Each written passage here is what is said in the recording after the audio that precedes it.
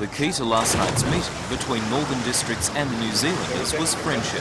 The two sides have been taking turns to visit one another since 1967, and a strong bond of friendly competition has built up. The Kiwi team from Otago near Dunedin on the South Island comprises 7 girls and 5 boys aged between 12 and 17. The team provided stiff competition for the locals, but was finally defeated 113 points to 79. The New Zealanders travel to Sydney on Thursday to compete in the New South Wales State Age Championships. Coach Duncan Lang says the overseas competition is invaluable in raising the standard of New Zealand swimming. Well, I get the latest information, of course. Kids get the competition. We build up a friendship that encourages our whole squad to want to train better. It makes our squad train earlier, so the ones we've left at home have had the benefit of the early season training, and the ones, of course, that get over here get the benefit of the competition.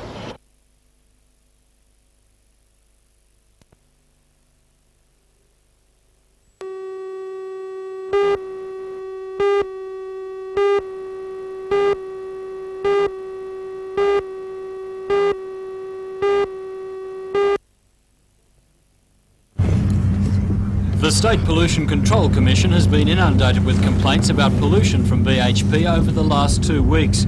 The Commission's investigations revealed that BHP has exceeded the smoke requirements of the Clean Air Act in that time. They say BHP's coke oven batteries have not been operated in an environmentally acceptable way, and that their pollution control equipment has not been operating properly. They say BHP has been guilty of excessive pollution over that period. The operation of the coke ovens could only be described as dreadful. In fact, last night the ovens were completely obliterated by one large cloud that was released about 8 o'clock. Now this is black soot and smoke and fume, which not only causes nuisance by its fallout, but is very odorous and distressing to people over which it passes. The Commission has sent 2 warning letters to BHP about the pollution and say that next time the company breaches the Act, they'll institute prosecution proceedings. Under the Act, BHP could be fined up to $40,000.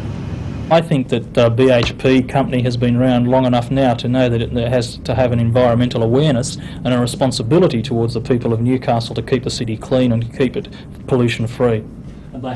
Late this afternoon, BHP's coke oven superintendent Brian Hodges said the reason for the pollution was the breakdown of a pushing fan on December 22. He says it will take at least 13 days to fix. He agreed BHP does have a responsibility to the people of Newcastle to keep pollution to a minimum, but says until the fan is fixed, the pollution problem will continue.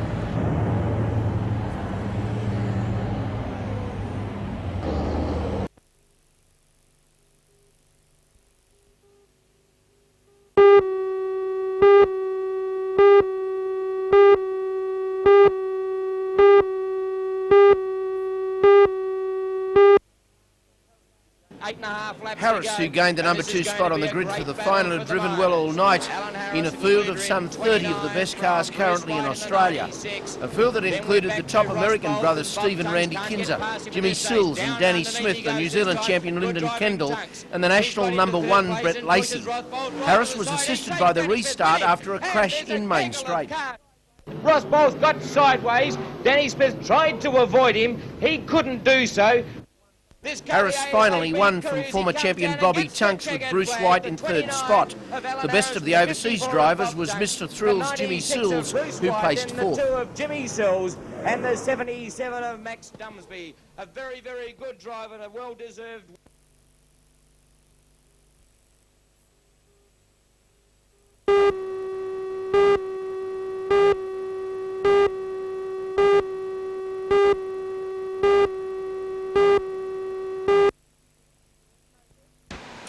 Motorists have long enjoyed what is reputed to be the thickest, creamiest milkshake around. But at a board meeting today, the Hunter Valley Dairy Co-op decided to close the Oak Milk Bar at Keith's Ridge at the end of the month. Business at the milk bar suffered an overnight drop of almost 80% after the opening of the new section of the F3 freeway, which bypasses Keith's Ridge by 14 kilometres. The workforce was cut from 32 to 12, and now just 7 coaches stop there each week, compared to more than 150 previously. Now Oak is contemplating the future of its Hexham milk bar. The board today decided to continue operations on a week-by-week basis. The Hexamoke outlet has suffered a 60% drop in patronage as a result of the roadworks at its door and is now operating at a substantial loss. The co-op is unsure if the new bridge system will encourage or discourage trade when works are complete. A board member today said plans are now being discussed with a second party for the possible redevelopment of the site, and the future of the oak there may depend on the success of these talks. The Hunter Valley Co-op has been offered no compensation from the DMR.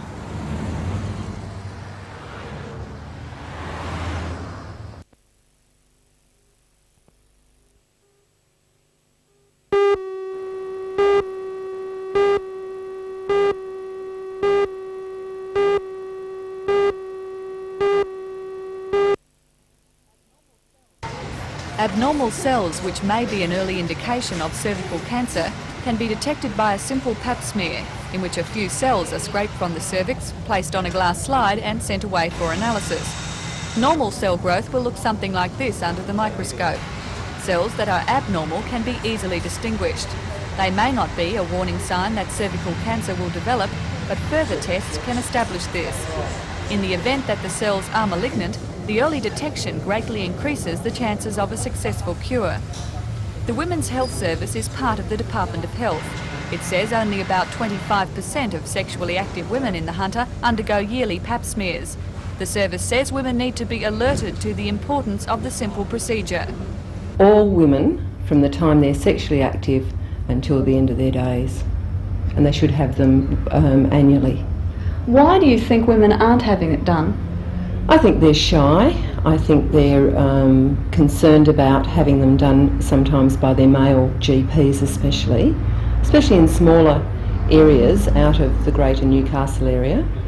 What are the different options open to women? Well, I think there are their local GPs, and there are specialists, the obstetricians and gynecologists who will do them. There's the Working Women's Centre in Newcastle. The Department of Health now has some women's health nurses who are setting up clinics in the Upper Hunter and the areas outside of Newcastle proper at this time.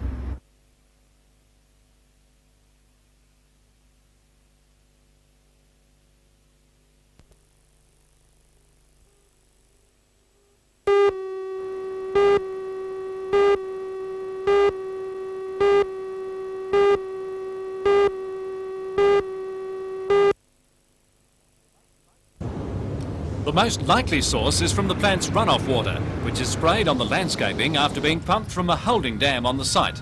This is water from the roofs of plant buildings and roadways, which is held for a short while to settle. The Water Board acknowledges the smelter site is not within the sandbed catchment zone, draining instead towards the Hunter River. But the board says it's important any future demands on the water table for Newcastle's domestic supply don't cause pressure which could collect any contamination from outside the catchment. But the Pollution Control Commission's Bruce Gibbs says this isn't a problem. From the information that's been presented to us to date, we've got no concerns that the water will flow back the other way, but we have taken on board the concerns that the Water Board have expressed to us when these results have been made available. And in fact, the most recent results which are available show that the levels are dropping again, and some of action has been taken at Tomago to try and reduce what was, we believe, causing the increase in the fluoride levels. According to a Tomago aluminium spokesman, monitoring has been stepped up. Ian Prigg is Personnel and Employee Relations Manager. Our technical people have increased the number of monitoring samples being taken and in a larger number of areas within our boundary, and these tests will be used to try and identify just where the source of the fluoride is for those particular problem areas. While it's not yet certain exactly what is happening in the ground at Tomago, the SPCC is quick to point out that it's not fearful for our drinking water.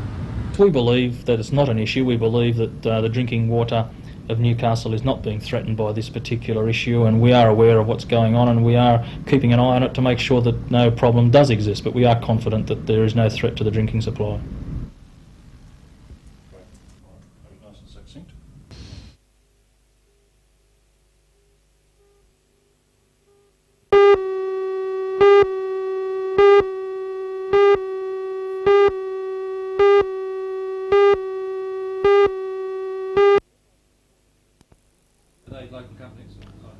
Federation Northern President Jim Hayes says there'll be no compromise on conditions or wages, but every assistance would be given to improving efficiency. The colliery proprietors will be looking at ways and means of cutting the cloth with regard to absorbing those reductions by way of wages and conditions existing in the industry. We've already had evidence of that in some quarters. As late last year, there was an application in front of the tribunal with regard to mining coal 365 days a year so that the cost effectiveness of the production of coal would be reduced. Now, we've answered that, and we've answered it in the court, and our position is quite clear that we're in favour of any efficiency measures that may be introduced technological wise to increase productivity, but we're not certainly about giving away conditions or wages. Mr Hayes says the only glimmer of comfort for his industry is the expansion of markets away from Japan. Fortunately, Australia has diversified their exports, and they're now exporting to a number of countries throughout the world and into Europe majorly, and that could have a cushioning effect of the volume problem that we may suffer because of the decision of the Japanese.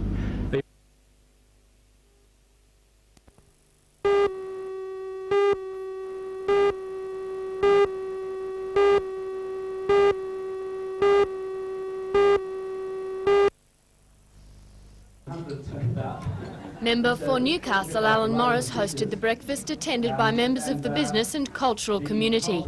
He said the Australia Day Council of New South Wales has created a great pride in our National Day, officially next Monday the 26th of January, and this was commendable for an organisation only formed in 1979. Special guest at the function was the chairman of the Rothbury Estate and world-acclaimed wine writer Len Evans. He received the inaugural Pioneers Award. Australia Day in the Hunter will be preceded by a week of displays and events in shopping centres and sporting and community venues.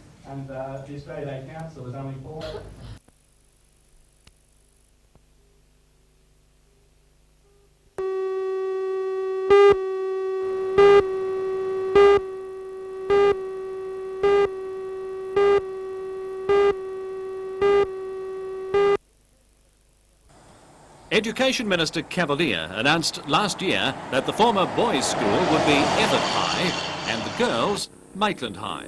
Alderman Dunkley and others are incensed at the minister's action.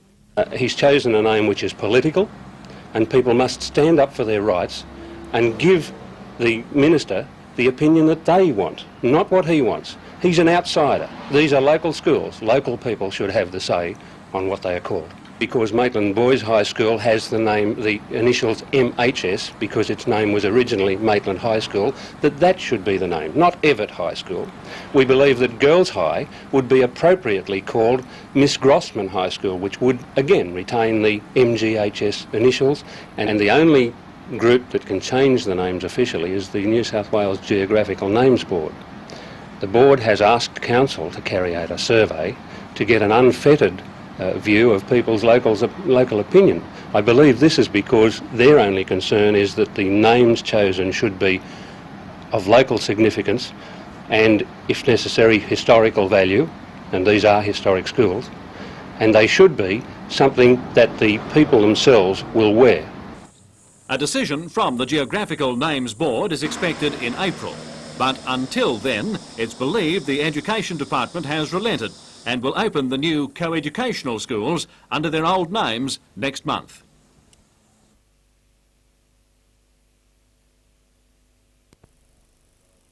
It's the start of the driving of the 7 test piles, and the other 354 piles will start to be driven from next Wednesday, so it really is the start of the wharf project for the Queen's Wharf. Hughes Brothers has undertaken the task of driving the more than 400 piles into the reclaimed land. The Queen's Wharf complex, which is due to be completed next January, will have city tourist offices, restaurants and moorings for the Stockton ferry service and private vessels, as well as a walkover from the city centre. 2 roads will be closed as part of the harbour foreshore beautification. They are Bond Street and the Market Street crossing. But to compensate for this, Watt Street will be reopened to traffic. Chairman of the City Foreshore Committee, Alderman Dennis Nichols, says the public won't be inconvenienced as a result of the changes. Those closures won't take place until after the railway facility is moved out to Broadmeadow and the Watt Street is opened.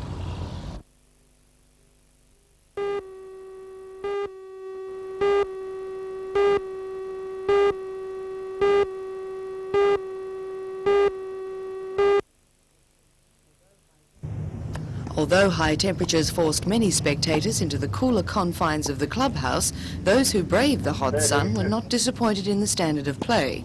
In the final of the Open Women's Singles, Karen Gay defeated Shannon Peters 6-1, 6-4. Both were from Sydney. Number 1 seed, Queensland's Louise Shepherd, was beaten in the semi-finals by Karen Gay.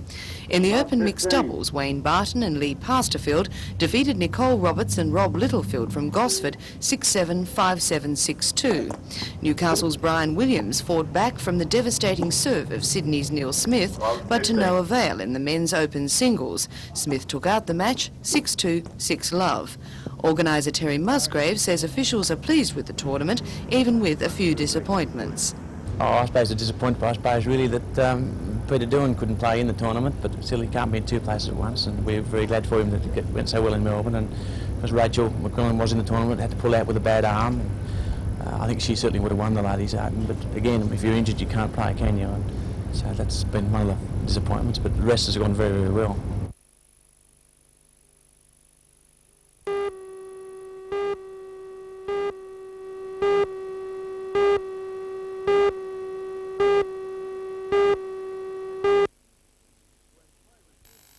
When play resumed this morning at the Belmont course, State Junior team member Stephen Conran was sitting pretty 3 strokes ahead of the field. But that dream run didn't last long for the 21-year-old from Orange in the Central West. After 9 holes, he'd already played himself out of contention. A group of 4 players, including 3 Australian amateur representatives, then emerged as chances for the title. Australian amateur champion David Ecob, Australian captain Ray Picker and team member Stephen Sevy Taylor all had strong claims. But by late this afternoon, South Australia's champion Shane Robinson looked unstoppable.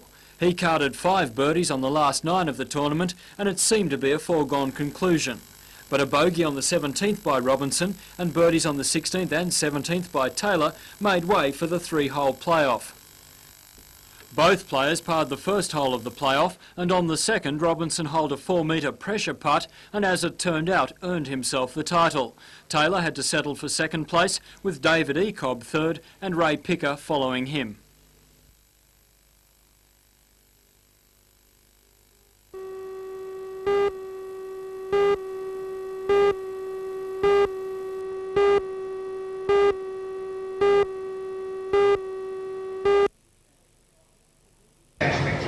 The Register of Encumbered Vehicles, or REVS as it's known, began in Sydney last year. Because of its success, the service has been expanded to Wollongong and now Newcastle. Today, the Minister for Consumer Affairs, Deidre Gruzevin, helped to launch the scheme and its mascot. An encumbered vehicle is one that has been used for a security for a loan from a bank, finance company or credit union. REVS offers protection to prospective used car buyers as well as dealers. A phone call to the regional office in Hunter Street can begin a search through the computer's files, which hold 400,000 individual records of encumbered vehicles throughout the state, including police records of stolen cars. In the past, the unsuspecting buyer had little protection against repossession. Very little, in fact, and this has been one of the great things about the system. Consumers who bought vehicles which were encumbered and repossessed by finance companies really only had a civil action against the person who sold it to them. Now, if they first of all make an inquiry on the REVS computer as to whether a vehicle's been encumbered and then get a certificate which is valid until midnight the following night, they will have the protection that they need, and if the vehicle is encumbered, they won't lose, the vehicle can't be taken from them. For a small charge of $5, an official search certificate will confirm the findings and offer further protection through compensation. So next time you go to buy a used car, REVS suggests you have one of these certificates. You just never know where it's been or what it's been used for.